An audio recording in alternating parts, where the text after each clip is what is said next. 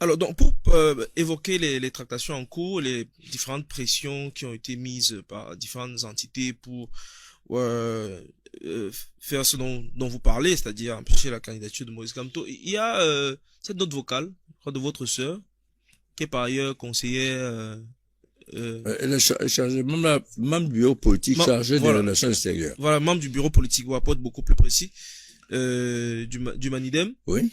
Elle évoque la participation d'un de vos anciens camarades. Je ne Oui. sais pas s'il l'est toujours, Denis Kwebo, un journaliste également. Je crois que il est membre de la commission des droits de l'homme aujourd'hui.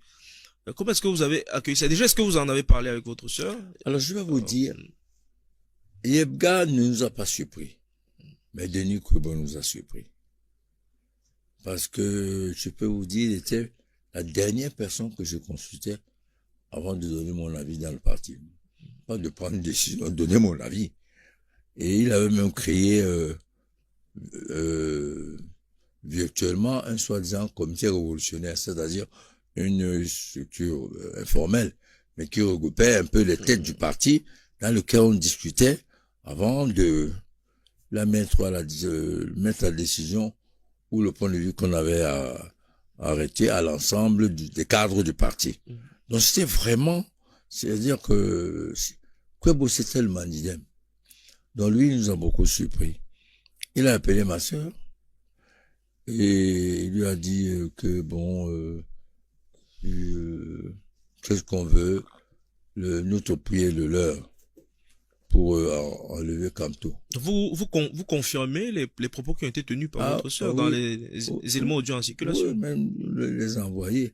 Elle a même mis ça, nous a envoyé disant, c'est pas possible. Il a dit à Kwebo que, tu sais, si mon frère prend une décision pareille, je me suicide. Parce que c'est que tout a changé dans ma tête. Il a même dit, je veux me jeter dans l'oignon Nkele.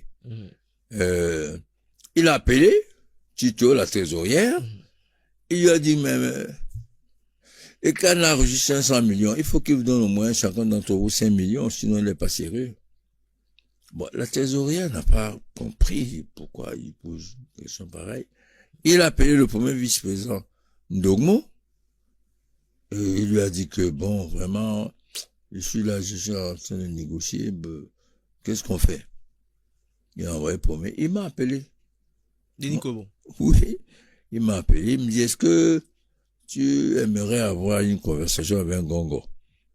Et je dis, bon, j'ai trouvé que tout de suite. Je n'ai même pas encore reçu les informations de ma soeur et des autres.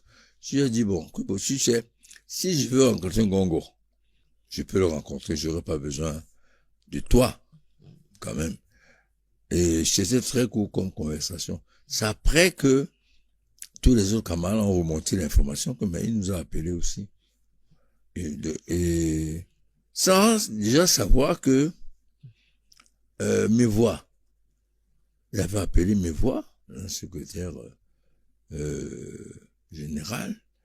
Donc il a fait vraiment le tour.